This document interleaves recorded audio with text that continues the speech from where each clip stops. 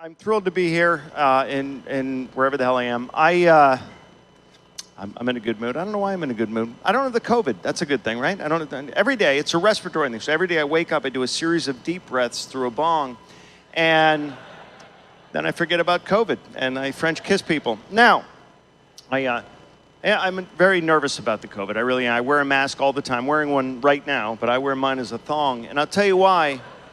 Because I feel pretty safe. Well, not safe, but I feel pretty. I feel very pretty. Pretty uncomfortable because the twins are separated right now. I don't know how you women do that.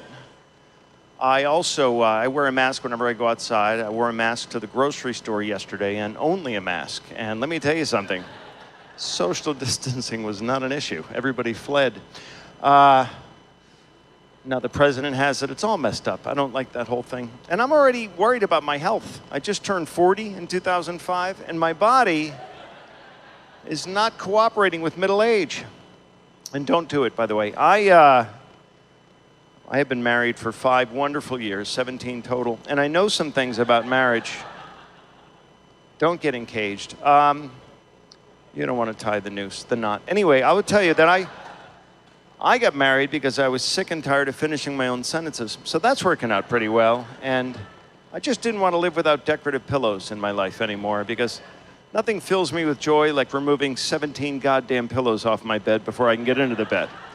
Pillows that, by the way, I'm not allowed to touch otherwise. Those pillows. Like the good towels that I'm not allowed to touch that have my goddamn initials on them and were given to me by my sister at her wedding, I'm not allowed to touch. I have to use the Bounty, but we can't find Bounty, so now I'm using shit. Now, all right. Sir, close your legs. I have a nut allergy, and you're sitting like a porn star. All right. Anyway, my wife was the last young lady up here besides Vinny and Vicky, so it's Vinny, Vicky, my wife, and Icky, apparently, but that's all right. And we've been married a long time, and these are jokes. I love my wife. I prefer monogamy because I'm not good with names, so it's good for me. And to her credit, she got me to quit smoking because I only smoke after sex, so I haven't had a cigarette in 11 goddamn years, so that's pretty good. And she took my name in marriage, and everyone calls her Needle Dick. It's hysterical. Now, we have a great time. You gotta have fun. That's it. Because marriage changes you. People think, oh, marriage won't change me. Yes, it will. It changes dramatically. When we were dating, my wife and I would open the car door for her, which I still do now, but now we're doing 70, and I'm pushing. A little different. And snoring has become a major issue. Let me ask, does he snore? And how do you know that if you're not married? Sinner! Look away, everybody. Look away. Shun them. I snored the day my wife and I met. My snoring has never changed. Her reaction is what has changed dramatically. Because when we were dating, she said my snoring was cute. She said I sounded like a teddy bear growling. Those were her words, ladies and gentlemen. But that's when she was trying to lure me in, right? When she was a penis flytrap. But then, once we got married, it wasn't cute anymore. On the honeymoon, she started with a nudge when I would snore. And over time, the nudge begat a shove. And now she throws an elbow that would get her thrown out of a cage match. Seriously. 2 weeks ago, I'm sound asleep snoring. She pinched my nostrils together, which is attempted murder, and it's bullshit. Anyway, and sex. People think, oh, I'm getting married. I'll have sex whenever I want it. That's adorable. I will tell you that once they say I do, they don't. And you know you haven't made love in way too long when little things start to arouse you, like sticking your key in the ignition. That shouldn't get you going, right? The other day I was sharpening a pencil, and I swear to God, I said, take it all, you whore. That's not right. I walked into a Kentucky Fried Chicken recently, and the girl behind the counter offered me a juicy breast or a juicy thigh, and I had to turn around and walk the hell out of the restaurant.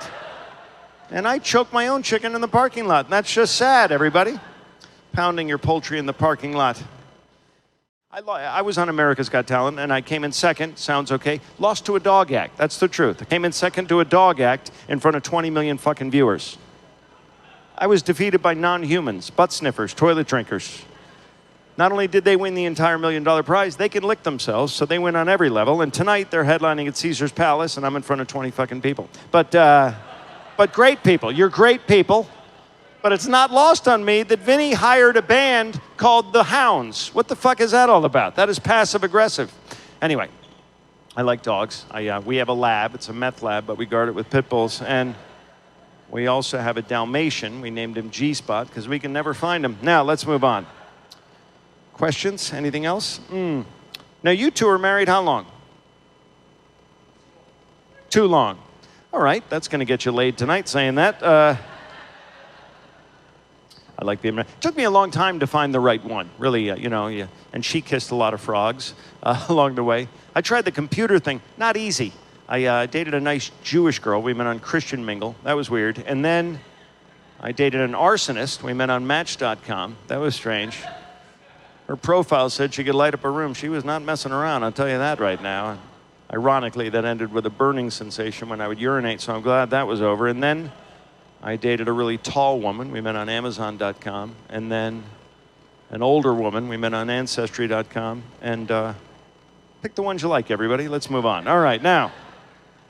You're just bitter the Giants lost today, probably, some of you, right? Yeah, sorry about that. Anyway, but at least sports are back. I love that, it's autumn now, and I love autumn. I think we're coming around the corner with this thing. I came home the other night, my wife was curled up in front of the fireplace with an Afghan, so I grabbed him by the beard and beat him with his sandals and said, get the hell out of my house. But I like the autumn, because we have baseball playoffs now, which I love, and I actually played minor league baseball, very minor, little league is what it was called, and my mom was the coach, and she traded me. I'll never get over that. But I played football in high school. It was fantasy football, but I was very good. And in college, I did some wrestling. I didn't want to, but my roommate was a 300-pound gay man, and he found me attractive when he drank. And he was an alcoholic, and he won every match. I don't want to talk about it. Anyway, I love sports. I play tennis on grass because I hit the ball better when I'm high. And some of you are getting all these jokes, and some of you should slip into something more comfortable like a coma. Holy shit. All right, now, I do like the fall, though. It's great. I went apple picking last weekend. That's what I called it. The judge called it shoplifting from the Apple store, or whatever. But I got an iPad, an iPhone, but there are all these eyewitnesses, so that didn't work out so well. I had needed a new phone. I had the iPhone 2, which, as you know, is made of wood, so I had to upgrade.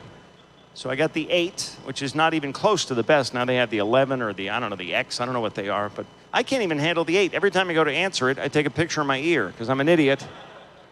I got it home from the Apple store, and everyone said the first thing you should do is sync it with your laptop. So I tossed them both in the pool, and that negates the warranty. I don't know if you're aware of that. I don't deserve a new phone. I'm a tech tard. I really am. I can't text. Everybody text message now. That's how everyone communicates, and I can't. I'm this idiot. So now they have a thing called talk to text where you can dictate your text message into the phone and then send it out. And I say, if you're going to talk into the phone, make the call, you lazy prick. That's what I say. But and others, I saw this kid in Manhattan, like a 9-year-old kid walking down the street with the iPhone X, the $1,000 iPhone, composing a text like this. 2 fingers, rapid fire, not even looking at the phone while he's walking down the street. So I tripped him. Fuck him, he doesn't deserve that phone, but and I was jealous because I can't text. And even if I do text, autocorrect kicks in and ruins my text. You ever have that happen? It was my birthday last week. My sister texted, happy birthday, do you feel old? And I texted back, I'm going gray. But autocorrect decided we didn't need the R, so it said I'm going gay. And then my sister texted back, we always knew. What the fuck is that? That is bullshit, auto. My wife, Carrie Louise, hosted the Woman Show last night. Very funny, yes. Some of you were there, and for the record, I do not talk like this.